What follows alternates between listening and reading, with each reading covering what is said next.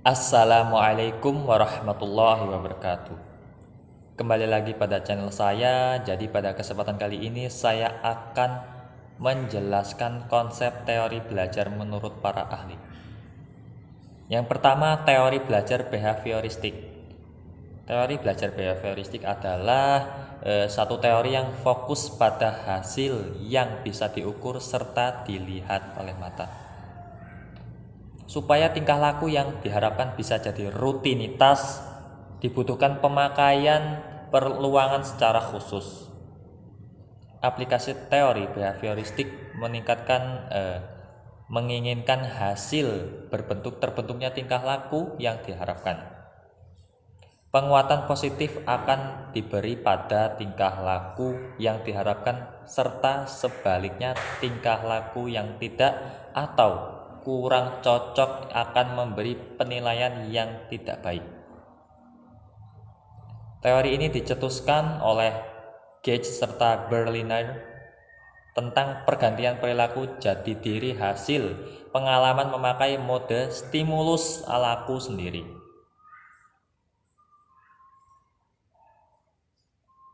Memakai mode stimulus dan tanggapan. Orang yang belajar diposisikan jadi individu yang pasif serta memiliki cara kursus untuk menyebabkan tanggapan atau tingkah laku tersendiri. Yang kedua, teori belajar kognitif. Menurut para ahli, proses belajar akan berjalan secara baik jika materi pelajaran yang diberi dengan berkaitan serta menyesuaikan dengan pas dengan susunan kognitif yang sudah dipunyai siswa pada awalnya. Dalam teori ini, ilmu dan pengetahuan itu akan dibuat dalam diri satu orang lewat proses hubungan yang terkait serta berkaitan dengan lingkungan. Proses ini tidak berjalan sepotong-sepotong tetapi bersambung secara lengkap dari 1 ke 10, dari 1 ke 5 dan lengkap. Guru bukan sumber evaluasi penting serta bukan kepatuhan siswa yang akan dituntut dalam teori ini, tetapi refleksi tentang apa yang dikerjakan siswa, tentang yang diperintahkan serta dikerjakan oleh guru. Yang ketiga, teori belajar humanistik. Arah proses dari belajar ialah untuk memanusiakan manusia. Proses belajar akan dipandang sukses saat pelajar sudah bisa mengerti lingkungan dan dirinya, serta berupaya untuk sampai manifestasi diri sendiri dengan lebih baik. Teori ini akan ambil pemikiran dari aktor belajar serta tidak dari pengamat. Guru bertindak menjadi fasilitator untuk memberi motivasi serta kesadaran tentang arti kehidupan pada siswa. Aktor penting dalam teori ini ialah siswa yang bisa memaknai proses pengalaman belajarnya dengan sendirinya. Karenanya, unsur emosional serta pengalaman emosional siswa penting dalam momen evaluasi karena tanpa motivasi serta kemauan dari faksi siswa, karena itu asimilasi pengetahuan baru ke kognitif yang dipunyai siswa tidak berlangsung.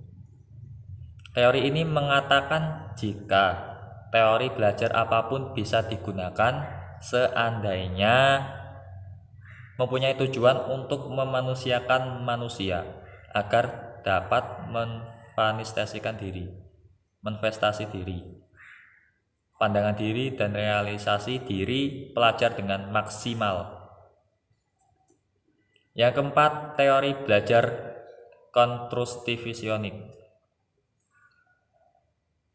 Yang keempat, teori belajar konstruktivistik. Satu teori belajar dalam psikologi ialah teori belajar konstruktivistik yang mengatakan jika persoalan ditampilkan dari pancingan dengan internal, ada sebab terjaga berdasar pengetahuan yang direkonstruksi, sendiri oleh beberapa siswa dikit demi sedikit, serta hasilnya diperluas lewat kerangka yang hanya terbatas serta tidak hadir dengan data. Dalam teori ini benar-benar dilakukan jika siswa dapat cari sendiri permasalahannya, membuat pengetahuan sendiri lewat kekuatannya berpikir serta rintangan yang ditemui oleh beberapa siswa.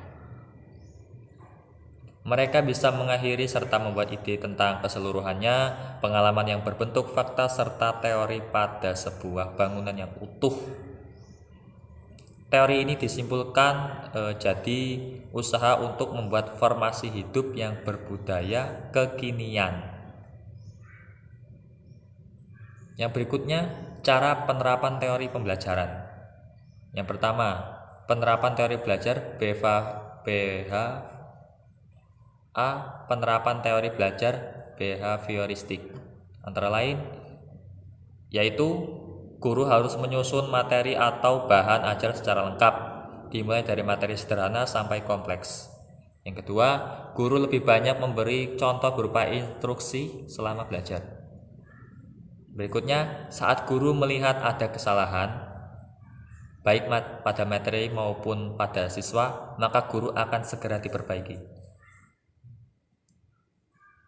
Yang keempat, guru memberikan banyak drilling dan latihan agar terbentuk perilaku atau pembiasan yang diinginkannya. Yang kelima, evaluasi berdasarkan perilaku yang terlihat. Dan yang terakhir, guru dituntut yang berikutnya, penerapan teori belajar kognitif. Yaitu menandai perkembangan kognitif manusia. Ada 6. Yang pertama, perkembangan intelektual ditandai dengan adanya kemajuan dalam menanggapi suatu rangsangan. Yang kedua, peningkatan pengetahuan tergantung pada perkembangan sistem penyimpanan informasi secara realis. Yang ketiga, perkembangan intelektual meliputi perkembangan kemampuan berbicara pada diri sendiri atau pada orang lain melalui kata-kata atau lambing tentang apa yang telah dilakukan dan apa yang akan dilakukan. Yang keempat, interaksi secara sistematis antara pembimbing, guru atau orang tua dengan anak diperlukan bagi perkembangan kognitifnya. Yang kelima, bahasa adalah kunci perkembangan kognitif karena bahasa merupakan alat komunikasi antara manusia. Untuk memahami konsep-konsep yang ada diperlukan bahasa. Bahasa diperlukan untuk mengkomunikasikan suatu konsep kepada orang lain.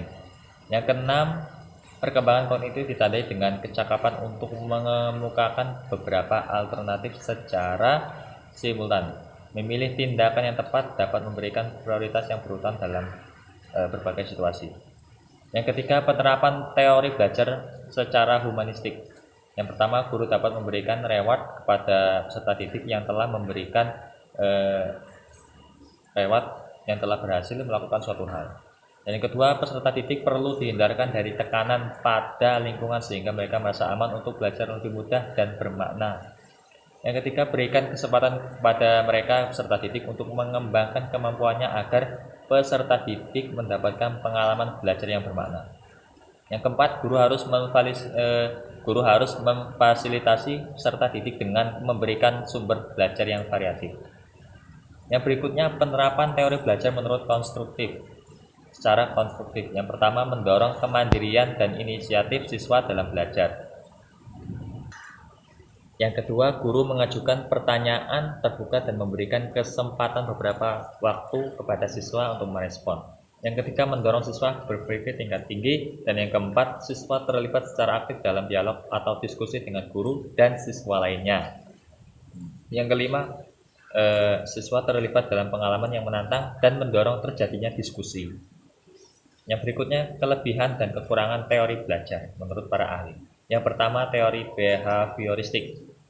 Kelebihannya yang pertama, membiasakan guru untuk bersikap jeli dan peka pada situasi dan kondisi belajar.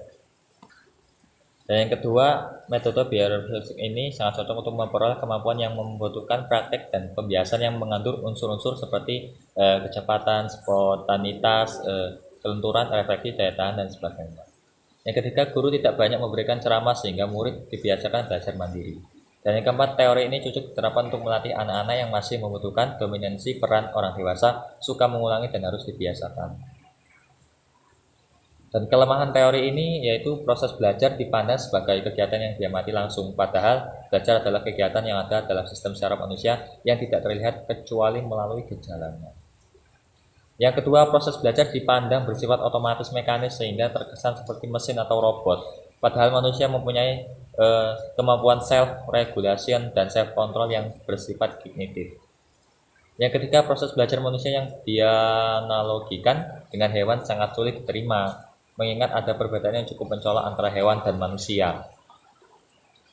Teori kedua, kognitif. Kelebihan teori ini yang pertama, sebagian besar dalam kurikulum pendidikan negara Indonesia lebih menekankan pada teori kognitif yang mengutamakan pada pengembangan pengetahuan yang dimiliki pada setiap individu.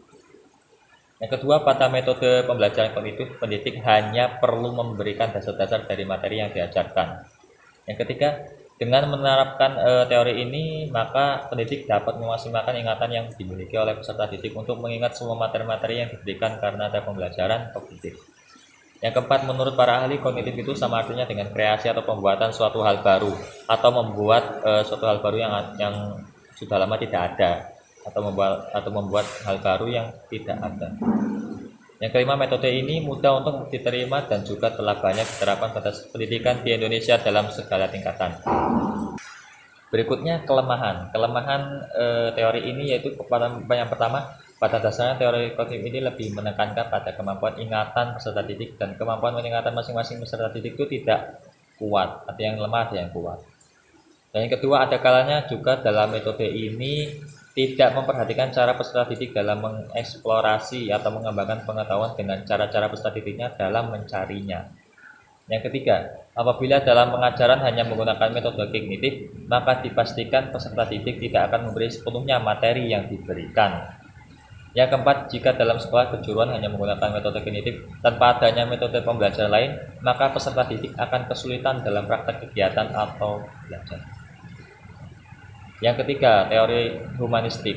Kelebihannya yang pertama, aktivitas pengajaran disesuaikan dengan ragam kecerdasan yang dimiliki oleh siswa, sedikit banyak telah memunculkan bahwa pelajaran fisika itu sulit dan tidak menyenangkan.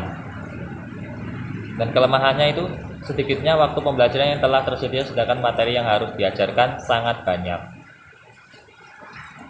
Oke, yang berikutnya teori konstruktivistik. Kelebihan ini berpikir, artinya dalam proses membina pengetahuan baru, murid diajarkan berpikir untuk menyelesaikan masalah atau sebuah studi kasus dan dapat mengembangkannya dalam sebuah ide atau membuat keputusan. Yang kedua, paham, artinya dalam proses pembelajaran murid harus terlibat langsung dalam mengembangkan sebuah pengetahuan baru sehingga peserta didik akan lebih paham dan boleh mengaplikasikannya dalam sebuah situasi. Dan kelemahannya yang pertama, kadang guru itu tidak memperhatikan muridnya secara keseluruhan.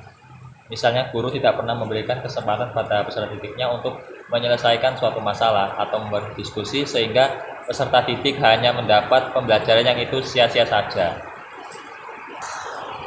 Baiklah, saya rasa cukup sekian.